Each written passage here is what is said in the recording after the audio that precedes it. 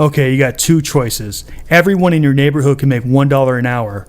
Or your second choice is everyone in your neighborhood can make $10 an hour, but there's a few people that make $100 an hour. Which one do you choose? I choose the second option, the one where people have way more wealth and everybody's better off. Yes, the rich have more money than everybody else, but who cares? They're not hurting anybody. Remember, just because somebody's rich doesn't mean they're the reason why you're poor. That's not how economics works. Economics isn't a zero-sum game. Economies actually grow. And in capitalism, economies actually grow faster, a lot faster. Meaning that a capitalist society will have way more wealth to go around than a socialist one. Meaning everybody's better off.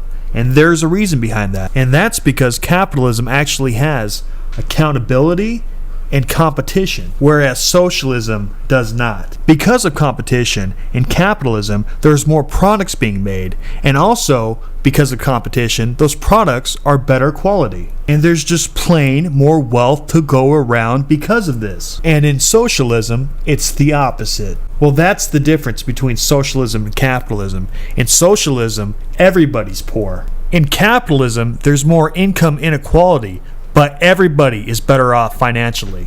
Everybody. Also, governments are inherently inefficient. The US government, for example, wasted $1.4 million on an app for the TSA that simply points left and right. Absolutely ridiculous, right? Okay, let's crank up that crazy inefficient waste of your money up a notch. The US government wasted $1.4 trillion. That's right, $trillion.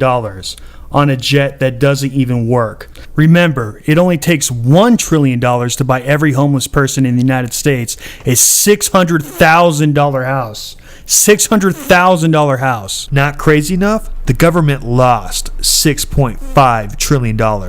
They just lost it. Governments are inefficient. Socialism is a lot of government, so it's extra inefficient. Just in these small number of examples, trust me, there are many more. The government lost $8 trillion. That's enough to buy every homeless person a $16 million home. That's right, just eliminating 2 government mistakes. You will buy every homeless person a $16 million home. Let's say the doomsday scenario happens. The absolute worst case scenario happens. And everybody just keeps that money. So that money only helps the rich and the middle class and the poor, but it doesn't help the homeless. Let's say only 3% of that money gets donated to the homeless. Only 3%.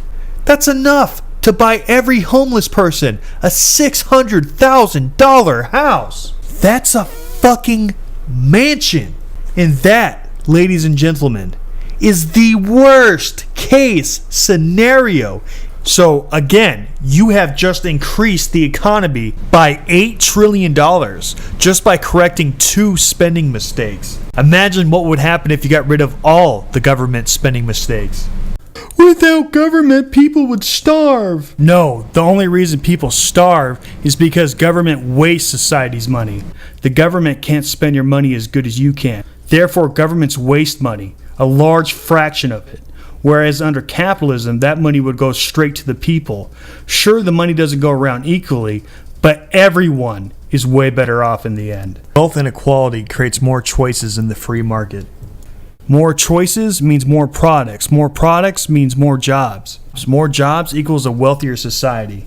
And you also have more choices in the free market, which is also very nice. Choices are the spice of life. It would suck if everything was government owned and there was only one car, one TV, one computer, one phone, one gun. Just like it would suck if there was only one sexual position and one sport. Also, it's the rich people who drive down the prices of innovations. For example, in 1983, Motorola made the first cell phone. It was bigger than a brick, it had terrible reception, it had a half-hour battery life, and it cost $4,000. When rich people buy these things, that brings the production up, and therefore brings the cost of making these things down. Rich people buying these things brought the prices down and made cell phones affordable for everyone. The prices of all new technology get driven down because of rich people.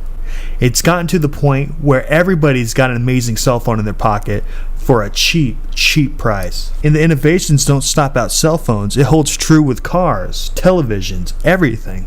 Wealth inequality comes with no negatives and only positives. Wealth inequality is good.